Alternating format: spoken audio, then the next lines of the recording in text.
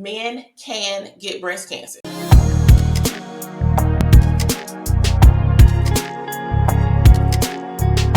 Hey y'all, it's Dr. Reagan. And this week you get a solo episode of CRxOWN Talks. And guess what? You finally get story time.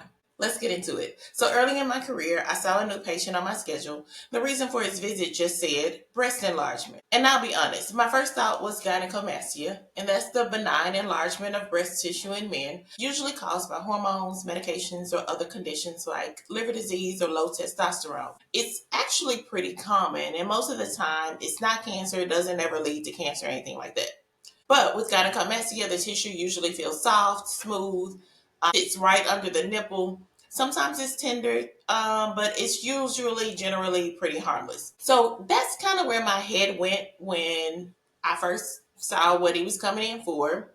But as soon as I started taking his family history and doing all of my process, I understood this man has a very strong family history of breast cancer. His mother, his sisters, his aunts, all gone from it. And he looked terrified, y'all. Scared because every woman he'd ever loved who faced this disease had died, but also scared that I think he knew he was just there to confirm what he already knew. And in fact, as we spoke, he had this before in just one breast and was advised to go get a mammogram, but he didn't go. Terrified. Now he's back and both breasts are involved. And here's the thing, he's not alone because men can get breast cancer. It's rare, sure, but it's real. About 1 in 100 breast cancer diagnoses are in men, and Black men are more likely to die from it than white men, often because it's diagnosed later. Now, one of the biggest risk factors for men with breast cancer is family history. So if breast cancer runs in your family, your mom, sister, aunt, that risk doesn't skip you because you're a man. Mutations in the gene that causes breast cancer, the BRCA2 gene, dramatically increases the risk for male breast cancer and also for prostate cancer. But most men never even think to get tested. They assume that any enlargement around the breast area may be related to weight gain, or they might even dismiss it related to something else. As I said, a lot of medications can cause gynecomastia, enlarged breast, so you probably just think, oh, it's nothing. But that's why we have to start having these conversations and keep having these conversations that we're having on CRxOWN Talks.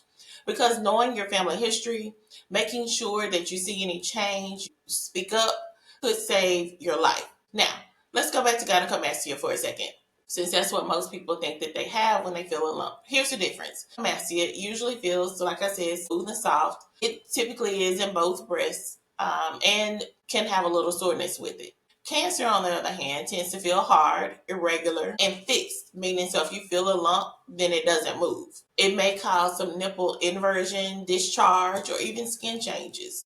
So if you ever notice something new that feels different, don't assume, don't wait, go and get checked. Studies show, as I said, Black men are more likely to die from breast cancer than white men, and not because the disease is more aggressive in Black folks, but because it's often diagnosed later. That delay often comes from a lot of things. Stigma, y'all don't want to talk about breasts unless it's on somebody else. Silence, lack of awareness, and too many men, again, wait until it's advanced to say something. The other thing I think is even with providers, y'all know I don't let providers off the hook, that they assume that this is gynecomastia and then they move in that direction without collecting a comprehensive health history, family history, and all these things that would help go to what it actually is. And today I share my patient story because it's Breast Cancer Awareness Month, and I don't want to get out of here without having a topic on breast cancer awareness.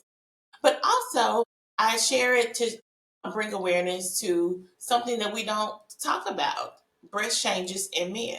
We do a lot of advocacy, awareness campaigns and everything for women. And of course, women should be checking their breasts regularly, should get regular mammograms yearly, more often if you have dense breast tissue. And so a lot of women, particularly Black women, or if you drink a lot of caffeine, you tend to have really, really dense breast tissues. You may have heard it called fibrocystic breast changes that can hide any lumps or masses that may be in the breast. So making sure you're getting your regular mammograms. If you have fibrocystic breast, you may want to ask for an ultrasound in addition to a mammogram. We get a lot of campaigns around women, so I wanted to make sure that we are also advocating for men in this space. You see, I got my pink on today. So, two things. We want providers to start thinking more about how we assess men with breast changes, and we want the community to start taking it seriously as well. So, if you have a strong family history, talk to your provider, ask about genetic testing, encourage the men in your family and your lives to pay attention to their bodies, because breast cancer does not care about gender. It doesn't care about stereotypes. The only thing that we have at our disposal is awareness and early detection to save our lives. So again, for men listening, if you feel something, say something, get checked. Women out there, tell men in your life, it's okay to ask these questions. It's okay to get screened. In many states, you have breast early detection programs that offer free or low-cost screenings. You may have seen like the big pink mammogram bus riding around, or they often advertise on social media when they're going to be in your area. They offer mammograms, ultrasounds, and they may even do some diagnostic testing for people who qualify. You can also check out your local community health centers that see patients regardless of insurance or ability to pay. And then finally, check out the American Cancer Society's helpline, 1-800-227-2345. They can connect you to local resources as well. If this episode hit home, share it. You never know who might need to hear it. Subscribe to CRxOWN Talks, like, share with all of your networks, because our stories are how we heal. Now consider yourselves Black, healthy, and crowned. We out.